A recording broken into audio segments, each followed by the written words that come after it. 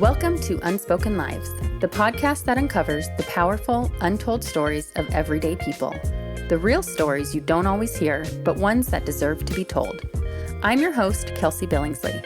In each episode, we'll explore journeys of growth, resilience, and transformation. Conversations with guests who have faced challenges, embraced change, and discovered new purpose along the way. Through their stories, you'll find inspiration, hope, and a reminder that every life has a story worth telling. Let's dive into this next Unspoken Life.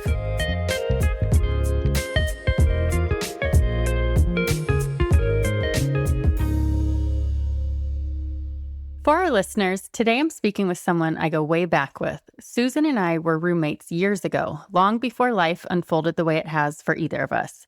I'm truly grateful she agreed to speak with me today. Susan has walked through profound loss, and she carries that grief with her every day. At the same time, her life is deeply marked by faith, a faith that has been tested, stretched, and ultimately shaped by what she's been through. Her story is one of love, loss, and learning how to keep trusting God in the middle of both. Susan, thank you for being here and for being willing to share your story. Of course, so happy to be here. Thanks for asking. Yeah. So for listeners who don't know you, can you share a little bit about who you are, your family, what life looks like? Yeah, absolutely. So I am based in Los Angeles. Right now we have two girls. My oldest is 7, Georgiana, and then our youngest is 16 months, Alexandria. And I'm here with my husband. And yeah, I mean, what other detail can I go into? No, that's perfect. Just Yeah. so people know who they're speaking to. Right. Yeah. Yeah. I know in the past, I think we were talking 15 years ago, we were roommates, like right out of college, and life was a lot different then. It was. So I was just thinking about when I would drive home because it was barely into my 20s. Mm-hmm. And I had a car that I couldn't afford to upkeep. So the muffler was so loud. And our neighbor across the street, I would come home at like 2 a.m.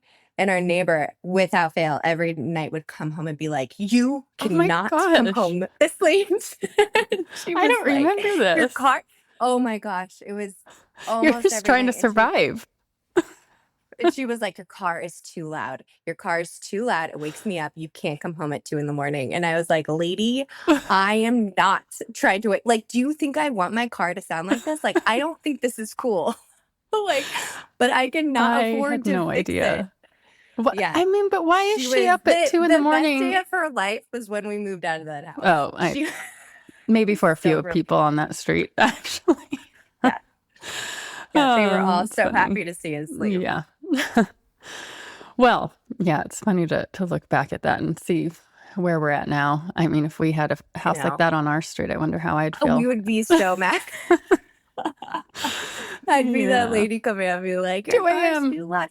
It's funny because we live on a busy street. And so all of the motorcycles go past. And I'm always complaining to Nick, my husband. I'm like, "This is too loud." Payback. And I just feel like it's payback for all of this. I'm like, I deserve this. Oh my gosh, that's really funny. Yeah. Well, those are some good years, though. Good to look back on. They were. Okay, well, as I shared in the beginning, when I was thinking about guests for this podcast, you kept coming to mind. And I know we've kind of kept up through social media. I've seen you share your story. And I know that you carry a really deep loss, but you also carry faith with it. So I was wondering if you can take us back to that season when all of that became a part of your story. Sure. Yeah. I mean, I can take you back to when we first found out we were pregnant and sort of walk you through kind of what that looked like. So yeah, it's funny, Nick and I always knew that we were going to have a boy. It was just something that was always, we just knew it from the time, even before we got married, we were like, we're going to have a boy. My dad's name is Tom, and I really liked the name Thomas. So we named him after my dad. And I was like, his name's going to be Tommy. Mm-hmm. And we just had this picture of who he was going to be, even before we had our daughter. In fact, when we found out Georgiana was going to be a girl, I think we were really surprised by that. Mm-hmm. So when we found out about Thomas, we found out it was going to be a boy. We were like, yeah, here he is. Yeah. And how old was Georgiana at that time when you found out? We found out we were pregnant, I think when she was 2.5. And okay. he was born when by the time she was 3. Okay. So yeah, very excited. And then at our 20-week anatomy scan, we found out that he had a heart condition called transposition of the great arteries, which essentially means that your arteries are crossed. So that oxygenated blood gets to your brain, unoxygenated blood gets to your heart, and it can do that mixing process. When you have transposition of the great arteries, they're straight, they're not crossed. And so unoxygenated blood gets to your brain. So when you're born with a small hole in your heart, and so it can mix the blood. And so it's typically you're okay for the first, sometimes 3 weeks of your life. So we were told that if you're going to have any heart condition, this is probably the one that you want. No heart condition is easily fixed. It's never a small matter going into it. But with technology and the way that, all of our medical advancements, this was the one that was most easily fixed and that they felt the most confident about. So we found out that he had that heart defect at 20 weeks. And then obviously it was very scary. It was a lot to take in, but we felt really confident. We were fortunately in a really large city. So LA is, one of the places that you would want to be if you were going to have, and any major city too has great medical teams. But I think what we felt really fortunate about was that we were in LA with really great doctors and that we could be really close to the hospital without having to rent a house. So a lot of families, if this happens, then typically what you have to do is you have to sort of move into that city where your kid is going to get surgery. And then it's just a process of like making sure you're close enough to the hospital. So we felt fortunate that we were already there. We didn't really have to disrupt our life too much in the sense of our daughter could be with the grandparents, they could get her to school, and everything just sort of lined up. So we felt really comfortable. And what was the plan that they told you when you gave birth to him? What was the plan supposed to look like? So the plan was they were going to make sure everything was really measured. So they weren't going to allow me to go into spontaneous birth. They wanted to induce me, wanted to make sure that the whole team was there. They're going to do it in the middle of the week. So we weren't on the weekend where, people are off work. And then our surgeon team was going to be ready to go. So when you were prepared, when you detected the heart defect in utero, then you're prepared, right? So you have your team ready to go. They schedule the surgery. The surgery was going to be scheduled for 5 days after he was born. Sorry, I don't mean to interrupt, but you found out when you were 20 weeks. Yes. Is that right? Okay, so, gosh, that's a lot to take in. Yeah, but also a long time to plan for it and be ready as well. So we felt really fortunate that they caught it in utero as opposed to him being born, not knowing what was wrong. Yeah. So in that sense, we had some relief of like, oh, this feels really controlled. We've got this. We felt really good about it. So we had everything planned. They went in to induce me. I was also induced with our oldest. So they told me that he should come pretty quickly. They were anticipating because it was my second baby. They're like, this, won't be a problem. It's going to go much faster than the first one. It did not. Labor took longer than they wanted it to. And so during that time, his heart was kind of going into distress. And it got to the point where they were like, we're going to have to do an emergency C-section. So they were running me back to the OR. There was like 30 doctors back there. Wow. It was wild just because they wanted to be prepared for everything. So I got back there and he was really, really close to coming out. And they said, it's going to be better if you can just push him out for everyone. It's going to be better for his lungs and it's going to be better for your recovery. So do you think you can just give us one more big push? Let's get him out. And I was like, yeah. So I tried. We were able to get him out. I was able to do some quick skin to skin contact. When the baby has a heart defect, they really just want to make sure that all the doctors have an eye on him. So quick skin to skin, and then the doctors immediately take him because they have to be really careful. Do you remember that moment? Oh, yeah. Yeah, absolutely. Yeah. I remember, you've had 3 kids. With each one, it's sort of like this incredible miracle. And you never get over it. Like it's never, each time is such an incredible experience and moment. So they took him, they cleaned him up. I remember just being like, I just want to be able to hear him cry. I heard him cry and he was looking really good. So my husband wheeled him back to the NICU to get him settled. And then he was going to meet me back in our room. And they took me back to the room, got me cleaned up. And then he came back into the room and they were like, still had to do a few more things on him, but he was looking really great. And everyone was really happy. So we ordered dinner. They were like, you're going to eat dinner and then we'll take you back there and you can see him. So we ordered dinner. And then as we were waiting for dinner, this is probably 45 minutes after birth. Okay. One of the nurses came running into our room and said, he's coding. And this is like, neither one of us are in the medical field. Right. So for us, it's like, we don't know what this means. We don't know. Nobody wants to hear serious that. This Yeah, is. it's just Terrifying. terrifying. And I remember kind of looking at her being like, okay. And she was like, no, like, this is extremely serious. And I had this moment where the only way I can explain it was it looked like the words were falling out of her mouth. And like, I just had this vision of myself trying to like rearrange them to make them say something I wanted them to say. And I kept waiting for her to be like, but he's going to be okay. Right. Don't worry about it. Give like, you some we've got this comfort. handled. Yeah. No, and I just kept looking at her being like, but he's going to be okay. And she goes, ma'am, this is really serious. Like, oh my gosh. This is an extremely serious situation. And so she left. And then it was probably another couple hours. Were you guys just waiting in your room then? Just waiting in a room. Waiting for an update? Yeah. Oh my gosh. Yeah. Yeah. Just Nick and I. And because shifts are changing, we're now going into the night. Our head nurse who helped me give birth and was there for the whole thing, she was then had to be off the clock. So it was one of those really eerie moments of like, our family couldn't be there because it was during COVID. And we were just sitting in the room, just the two of us, waiting for any sort of news that they could give us. Eventually, our surgeon came in. He was actually in his workout shorts because he was in the middle of a workout and they called him mid-workout and was like, you need to rush over here and help us. Was this the surgery? I remember you mentioning usually it happens. Did you say it happens a few days after they're born? Typically, the surgery happens 5 days after they're born. So this is just, he went into cardiac arrest when he was born. Yeah. So this was just trying to get him to survive. So there was no surgery happening. What the surgeon needed to come in and do was get him on the ECMO machine, which is heart and lung. It's a really delicate process. So he was able to do that, but that wasn't the surgery to fix his Is it the heart. same surgeon that?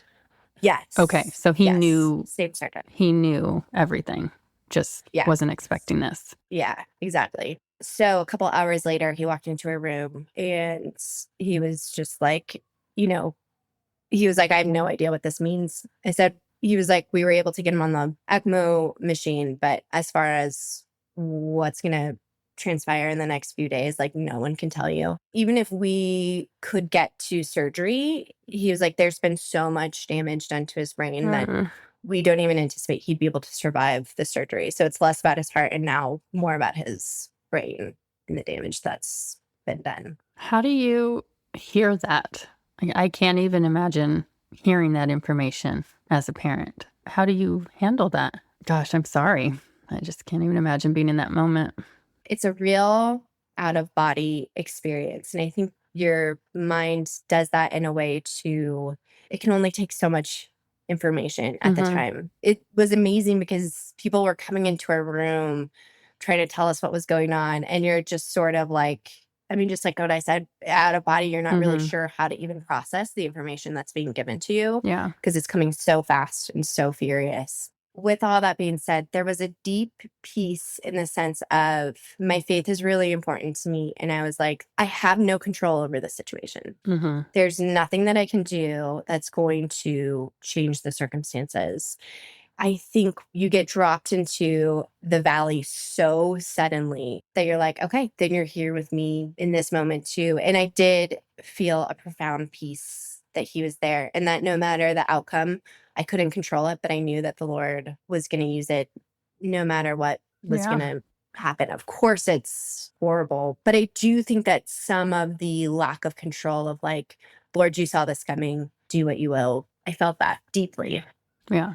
Gives you some sort of comfort when you're in an uncontrollable situation. Right. And so it was just you two in that room, though, when, people are coming in and giving you updates. But were you able to see him at all? Were you able to see Tommy? It wasn't until the next morning that we were able to see him. Okay. He was still really touch and go. And in that environment. They want to be able to go in, and they don't want you to see him until he's stable, because there's so many doctors that have to be in there. So if we're in there as well, it would get in the way of anything that they needed to do. So they were able to get him into a somewhat stable position. And so it was the next morning, probably around 5 a.m., that we were able to go in and see him. And it was very jarring.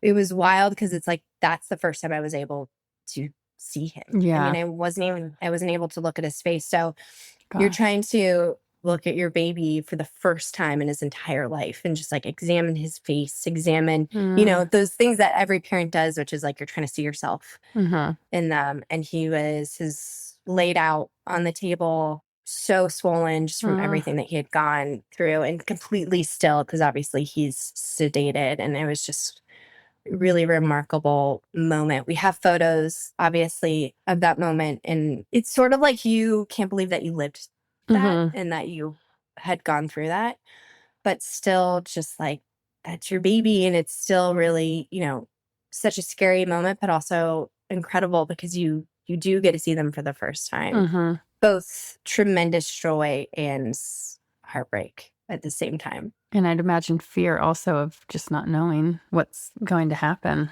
Yeah, absolutely. I'm really sorry you went through that. I don't know how anybody could go through that. And hearing you talk about it now, obviously you've gone through it and you look back, but to hear that in that moment you still had that perspective of, I don't have control over this, I don't think a lot of people would be able to do that. It's amazing to hear that. Yeah. I think the human spirit surprises you when you're in that moment. I heard that so many times, where I had a friend of mine text me who's not a believer, and they texted me and they're like, I couldn't do what you're doing. And I texted her back, I was like, I promise you could. Like, there's no other option. Yeah. There is no other, you're not going to be like, well, I mean, I suppose some people have, but there's no other option but to be there with your kid and do it. Like, you're here, you're doing it. And I think especially too, like, obviously we feel an overwhelming amount of pain in the moment, but also now you're here for them, because what they're going through is, profound and difficult. Right. And so there is a part of you that's like, actually, this isn't about me anymore. This is just about him and getting him through it and comforting him as much as we can. So I do think that there is a lot of that. Then what happened after this? Yeah. So the next week, just over the course of the next 7 days, it was a lot of preparing us for his death. So people coming in and telling us, like, this is what it's going to look like.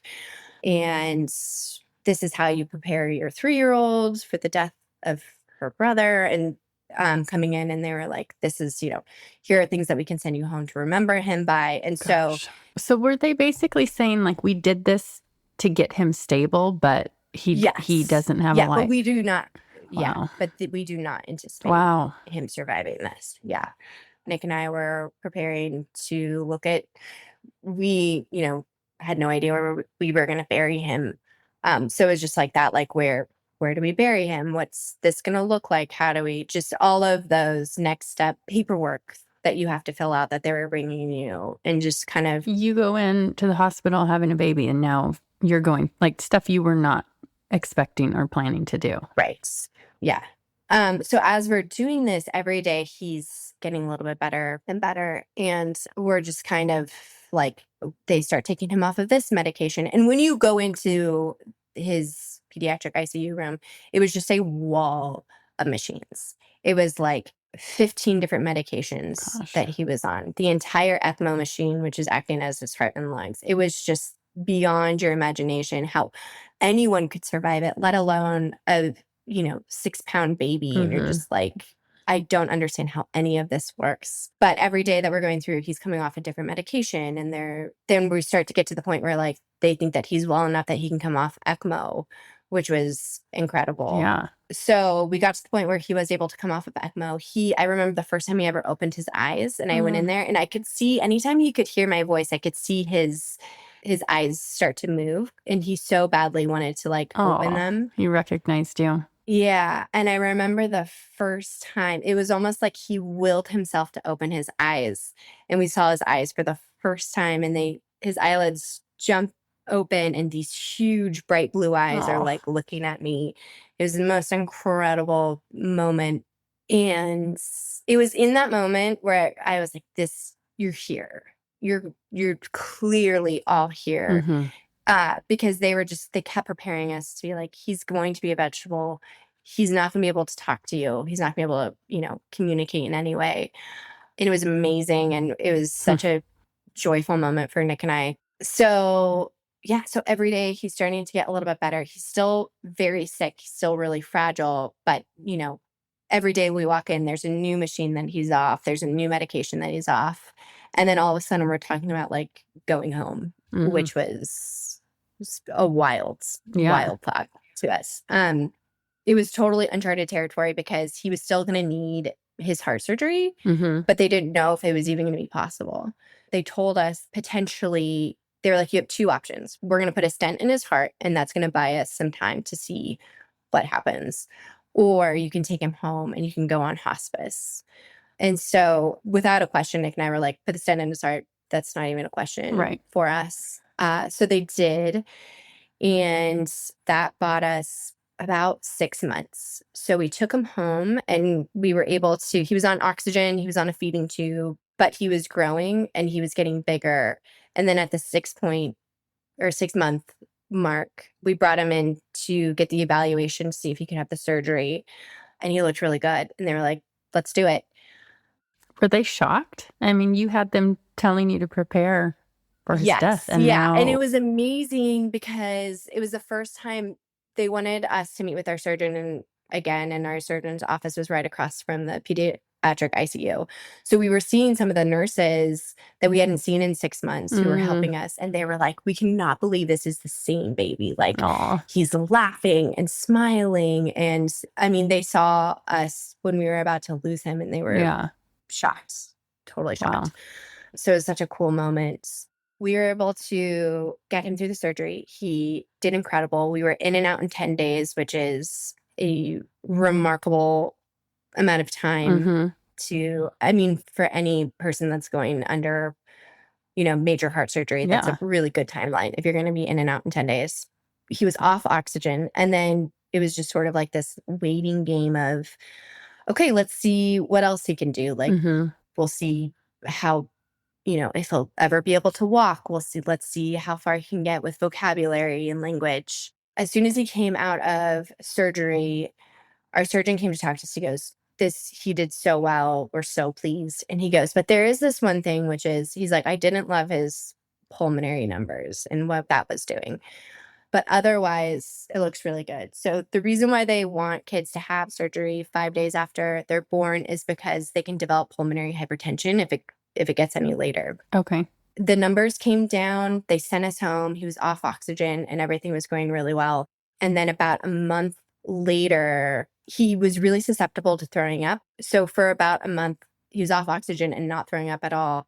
And then a month later, he started throwing up again. And we were like, this isn't right. So we were back in the doctor's office. They looked at his numbers and they're like, it's not great.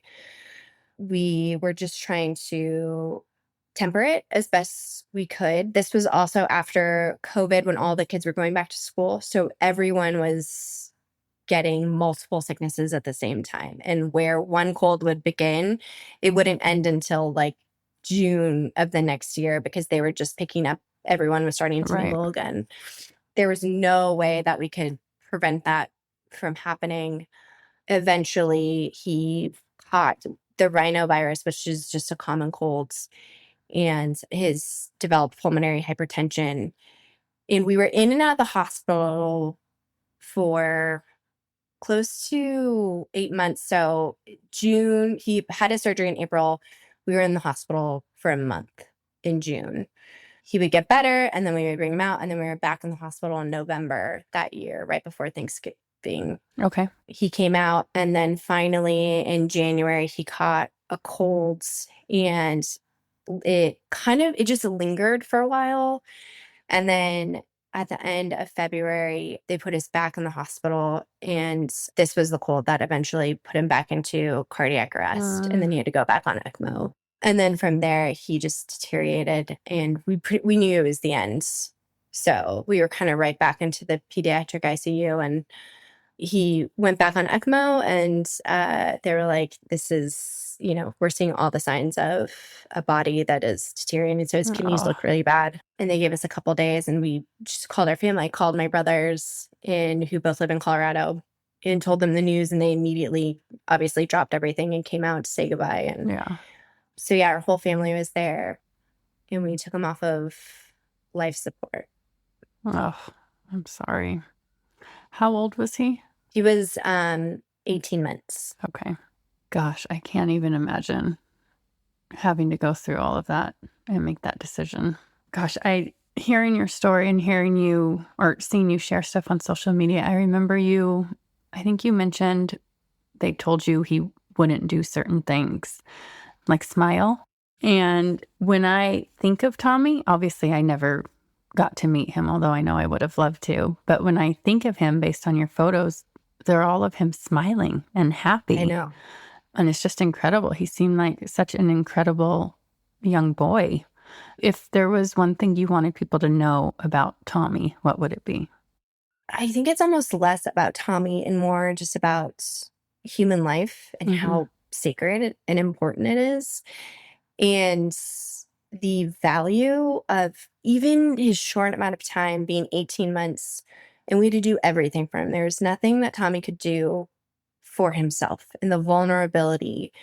And yet his life was no less important than anyone else's. And just the immense joy that he brought to us, even in how hard it was. It's funny, I was telling my husband the other day, I was like, taking care of a kid who has special needs is one of the most exhaustive work you could ever do. And you cannot imagine the sheer will it takes for a parent to get through each day. It is overwhelming. The appointments, the medications that you have to remember, the sleepless nights, because especially for someone with a brain injury, they don't sleep well. And so it was just it was every hour on the hour you're waking up because you're adjusting his oxygen tube where he's up, he's uncomfortable in some way. He can't move his body normally, so he can't get himself comfortable. So you're shifting him around. I know how tired we were, but I look back on it and truly all I can remember was how happy he was. And I know he cried all the time. He was always uncomfortable. And yet I just don't remember that. And it was such a gift that we got to be his parents. And the memories that we have of him and his belly laughs, it trumps everything that we went through. Thank you for listening to part 1 of this conversation. Next week, we'll continue the story in part 2. Here's a preview of what's to come. Tommy passed away in March of 2023.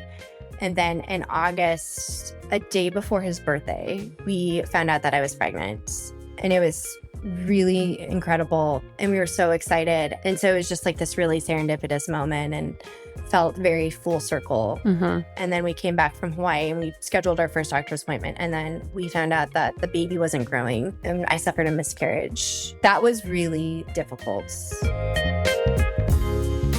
That's it for this episode of Unspoken Lives. If today's story moved you, inspired you, or made you reflect on your own journey, hit that subscribe button so you don't miss the next powerful conversation. I'm always on the lookout for new guests. If you know someone with a story that deserves to be shared, I'd love to hear from you. Check the show notes for contact details and make sure to follow along on social media at Unspoken Lives Podcast. Until next time, keep listening, keep sharing, and remember, every life has a story worth telling.